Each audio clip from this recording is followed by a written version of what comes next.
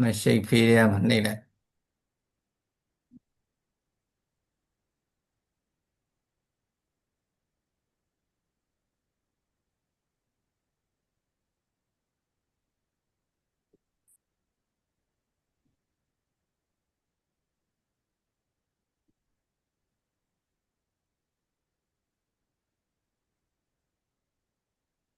လက်ကမ်းစာဆောင်ကြော်ညာတွေပါညာတွေပေါ့အမျိုး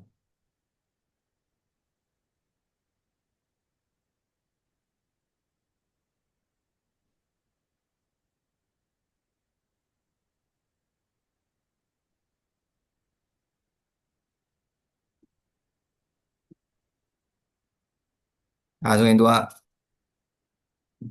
လေကြော်ရိုးနောက်ကကြော်ရိုးတွေရောက်သွားပြီပေါ့နော်နောက်ကကြော်ရိုးခောက်လိုက်လို့ဆိုရင်သုံးခုခောက်လိုက်လို့ဆိုရင်ဒီကောင်အထဲဒီဘက်ချမ်းချမ်းအထဲရောက်မယ်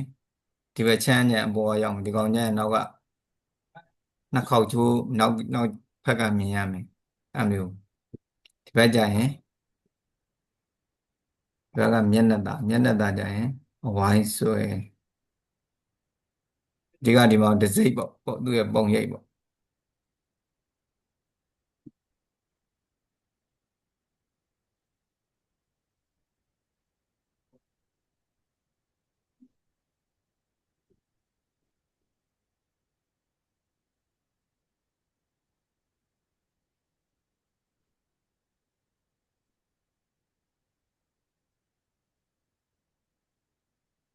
ဥပမာဆိုင်ရဲ့လက်ကမ်းကြော်ညာဆိုရင်လည်းဒီနားမှာဆိုင်ရဲ့ logo တို့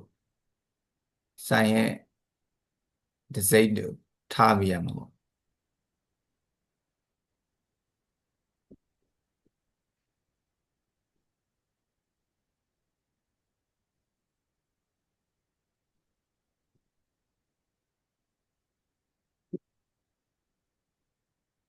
အဝိုင်းထည့်အဝိုင်းနေဆိုပူဝိုင်းအဝိုင်းလိုက်ရှာ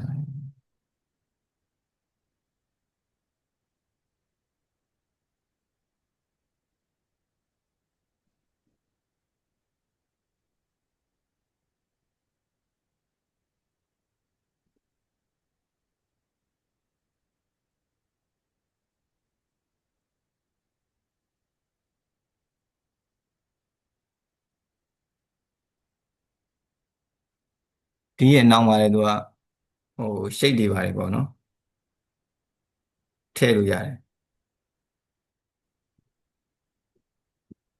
စာရေးမယ်ဆိုဒီဘက်ကရှိတ်ပေါက်တွေကတက်စာသွားလမ်းကြောင်းယူရတာပေါ့နော်ဒါမှသူကစာရေးရတာကိုထားခြင်းတဲ့နေရာကိုရွှေ့လို့ရမယ်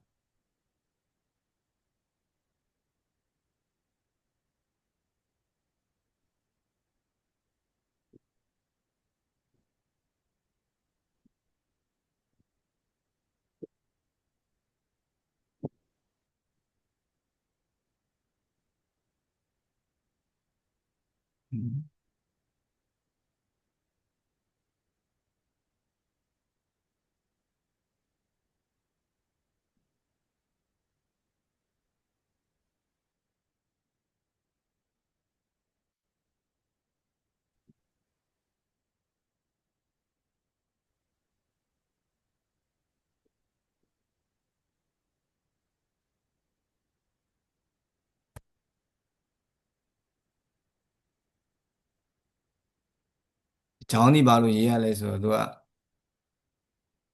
ပုံစံတစ်မျိုးစီထားမှာစလုံးပေါက်စလုံးဒီဇိုင်းကမတူလို့ပေါ့နော်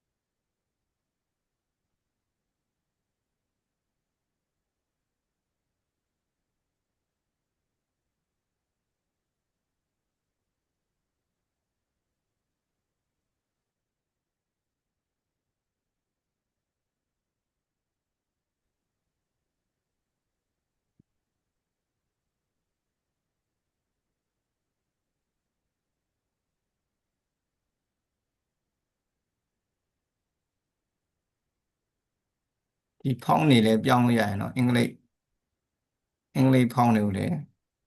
မြန်မာဖောင်းနေလဲအဆင်ပြေရေးပါ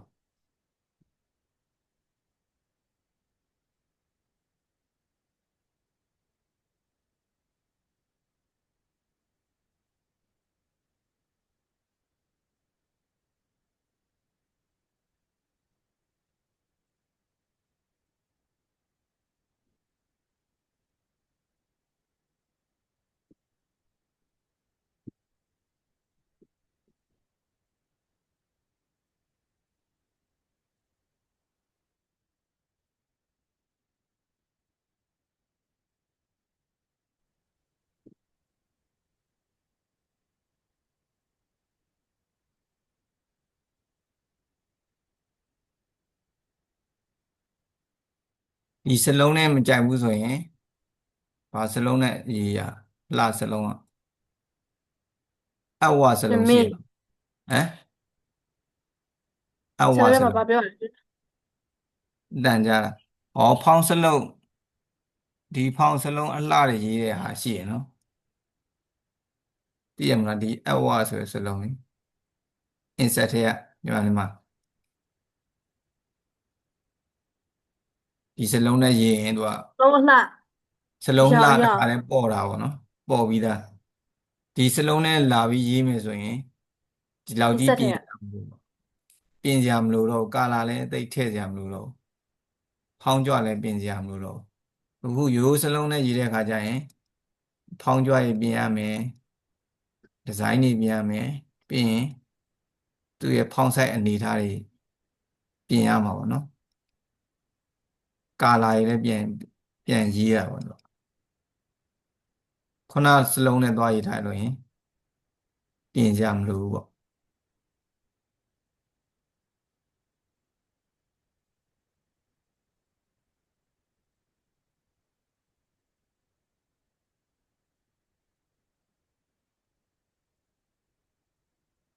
သူကဒါဆိုပြီးပြီလားဆိုတော့တုံးလေးတွေထည့်လို့ရတယ်ဘာတုံးလို့ခေါ်တာပေါ့နော်လိုင်းတုံးလို့ခေါ်မယ်သူကဒီမှာတော့လိုင်းတုံးပေါ့ဒီလိုအခန့်လေးတွေပေါ့နော်သူ့ရဲ့ဒီအပေါ်အောင်ခွဲတယ်ဆိုရင်တချို့ကျန်ကနုတ်လေးရှိနေကနုတ်လေးထည့်လို့ရတယ်နော်ဒါမြန်အောင်လို့ပေါ့ဒါလိုင်းတုံးလေးခွဲပြီးလိုက်တာပေါ့အကန့်လိုက်ပြီး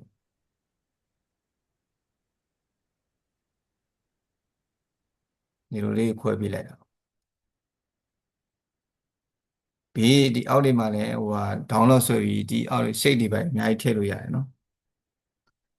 သူထည့်လို့ရတယ်ဒီဘက်မှာဆိုလည်းစာတွေအများကြီးရေးလို့ရတာပေါ့နော်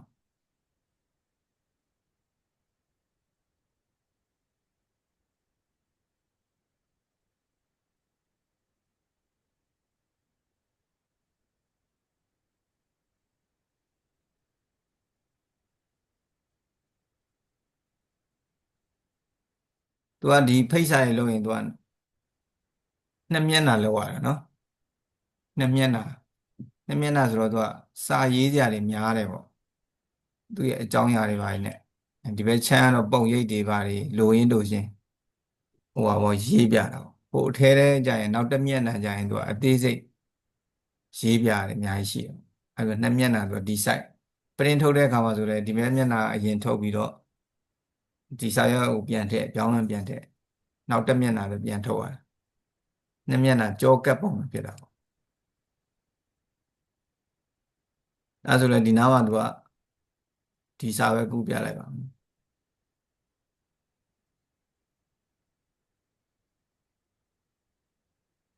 ဒီကောင် copy ဆွဲလို့ရင်သူကပြန်ချလို့ဒီနားပဲကြာနော်အဲ့လိုပြန်ချပြီ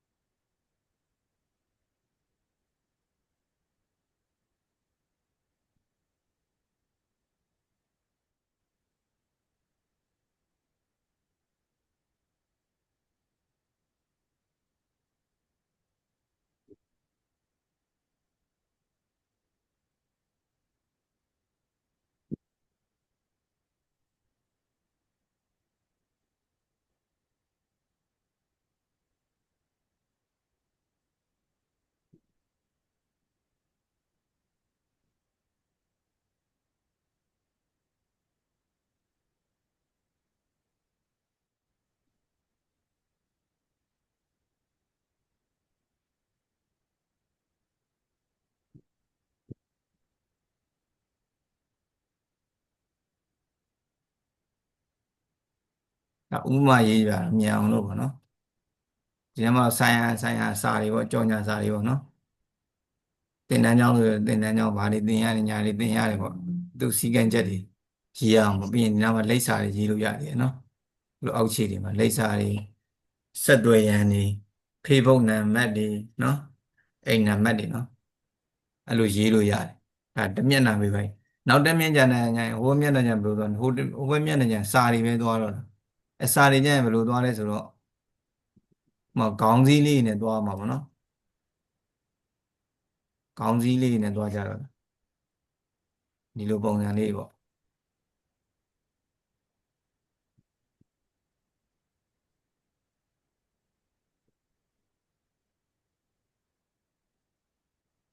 ဒီခေါင်းစည်းလေးကဒီနားလေးမှာခေါင်းစည်းလေးအဲ့အောက်မှာဒီအောက်မှာစာရေးမယ်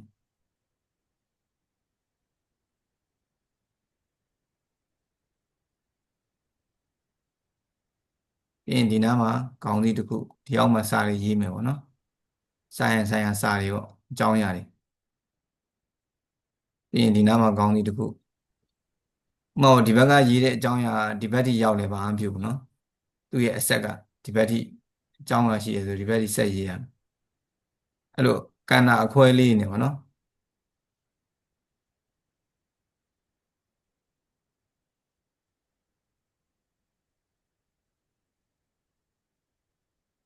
အဲ့လိုရေးသွားပါနော်ဥပမာဒီဘက်က shape ဒီနားမှာထည့်ခြင်းနေဆိုလေဟိုရင်းနေရထည့်ပြခဲ့တဲ့ PNG file တွေ့ရမှာပန်းအရှိတ်တွေရှိရလေ